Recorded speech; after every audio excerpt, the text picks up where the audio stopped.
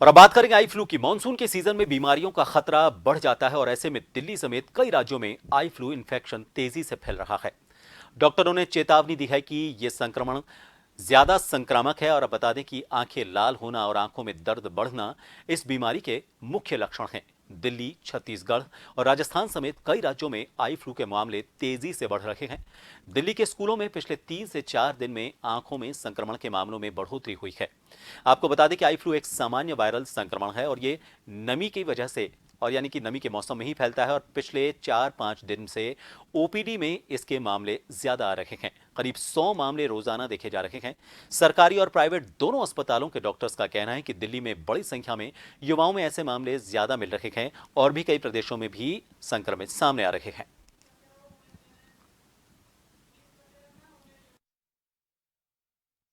तो eye flu के मामलों को लेकर यह जानना बहुत जरूरी है कि आखिर इसके लक्षण क्या हैं, कैसे इन लक्षणों को पहचाना जाए और उसके अलावा क्या इसका निदान हो सकता है। हमारे साथ जयपुर से वरिष्ठ नेत्र रोग विशेषज्ञ डॉक्टर रोहिणी शर्मा इस वक्त लाइव जुड़ चुकी हैं। उनसे जानने की कोशिश करते हैं। डॉक्टर रोहिणी, आपका बहुत बहुत स्वागत है जन टीवी पर। संक्रमण जो आई फ्लू का है, सबसे पहले तो क्योंकि आंखें लाल होना इस मौसम की अगर बात करें या फिर लोगों को लगता है कि बार बार आंखें मलने से भी आंखें लाल हो जाती हैं, तो पहचाना कैसे जाए कि ये जो संक्रमण है या फिर आंखें जो लाल हो रही हैं वो आई फ्लू की वजह से हो रही हैं? देखिए, इसके कुछ लक्षण होते हैं। पहली बात तो उन लक्षणों को ही आपको पहचानना है और इसके जो मुख्य लक्षण हैं वो मैं आपको बता देती हूँ। इसमें आंखें लाल हो जाती हैं, पलकों में सूजन आ जाती है। दूसरा, आंखों से पीले रंग का पानी सा निकलने लगता है और काफी खुजली भी महसूस होती है। और इस तरीके के लक्षण आपको देखने को मिलते हैं युवाओं में। बच्चों में इसके साथ साथ फीवर भी आ सकता है, बुखार भी आ सकता है बच्चों को। तो आपको जब भी इस तरीके के कोई लक्षण आपको दिखते हैं, तो आपका सबसे पहला काम है कि आप किसी नेत्र रोग विशेषज्ञ से संपर्क करें, उनको दिखाएं और ये उनको डिसाइड करने दें कि ये जो हो रहा है, ये किस वजह से हो रहा है। जी डॉक्टर, एक और चीज है, पहचान तो हमने कर ली, लेकिन इसके बाद सावधानी भी बहुत जरूरी है। लोग अक्सर देखते ये हैं कि लोगों को ये पता भी है कि ये संक्रमण फैलता है, तो ये संक्रमण लोगों में ना फैले, किस तरह की सावधानियां बरतनी चाहिए और जिसको ये संक्रमण हो रहा है वो खुद भी किस तरह की सावधानी रखे ताकि ये गंभीर स्टेज पर ना जाए। क्योंकि अगर इसको सही समय पर पहचाना नहीं और इसका अगर सही वक्त पर इलाज नहीं लिया, डॉक्टर को नहीं दिखाया, तो इसके गंभीर परिणाम भी कई बार सामने आते हैं। तो कैसे सावधानी बरती जाए? देखिए, सबसे पहले तो मैं सामान्य जन जो है, जो इस रोग से पीड़ित नहीं है, उनके लिए मैं आपको बताना चाहूंगी कि वो किस तरीके की सावधानी बरतें। सबसे बड़ी बात तो ये है कि अभी जब ये संक्रमण इतना फैल रहा है, तो उन्हें भीड़-भाड़ वाली जगहों में जाने से बचना चाहिए। स्विमिंग पूल का जो यूज़ है वो अवॉइड करना चाहिए, क्योंकि वहां जाने से काफ़ी फैलता है।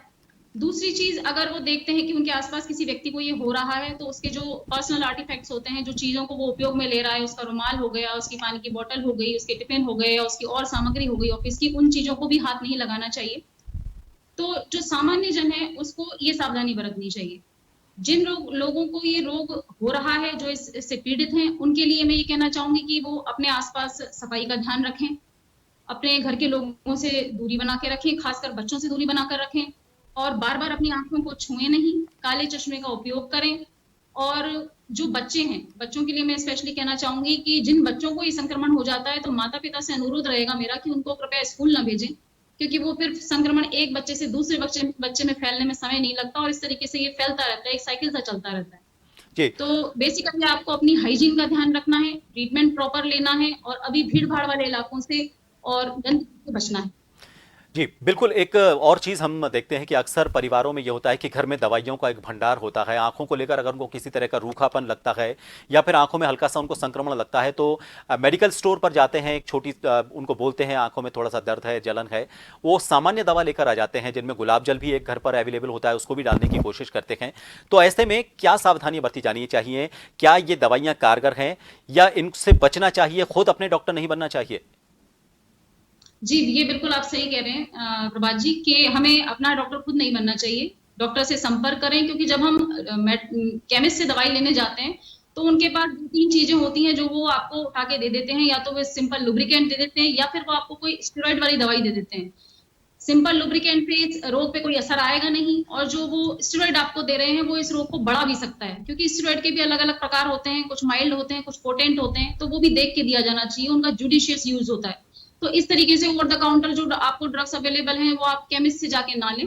ये एक दृष्टि का मामला हो गया, ये एक बहुत ही सेंसिटिव ऑर्गन है, इसकी देखभाल करना जीवन के लिए बहुत ही जरूरी है। तो आप किसी भी आंखों से संबंधित किसी भी बीमारी को हल्के में नहीं लेना चाहिए, हमेशा नेत्र रोग विशेषज्ञ को दिखा के उसकी सलाह से दवाई लेनी चाहिए। डॉक्टर रोनी, एक आखिरी सवाल और है कि खान पान किस तरह का रखा जाए। अक्सर ये देखा जाता है कि बहुत ज़्यादा तीखी चीज़ें खाना या फिर ऐसी चीज़ें खाना जिसकी वजह से आंखों में ज़्यादा पानी आए। मैं सिर्फ एक जो जन अवधारणा है, कॉमन मैन क्या सोचता है इस बारे में, उनसे बचने को लेकर आपको पूछ रहा हूं।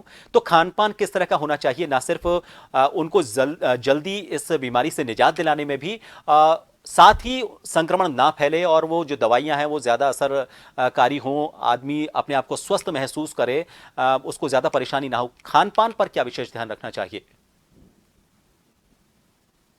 सामान्य खान पान करते हैं, इस रोग में कोई आपने विशेष खान पान का निषेध नहीं किया जाता कि आपको ये नहीं खाना है, वो नहीं खाना है, पर फिर भी एक जो हेल्दी फूड होता है वही आपको कंज्यूम करना चाहिए, कि जैसे फल हो गए, दूध हो गया, हरी सब्जियां हो गई, और इस तरह का ही भोजन आपको करना चाहिए जो आपको विटामिन और मिनरल्स वगैरह प्रोवाइड करवाए। तली भुनी चीजें और बाजार का खाना, खासकर बरसात के मौसम में लोग बहुत गोलगप्पे खाने बाहर निकल जाते हैं तो जी, मेरी यही सलाह रहेगी कि बाजार का खाना जो है वो उसको अवॉइड करें, घर में आप कुछ भी बना के खाएं, उसका कोई भी निषेध नहीं।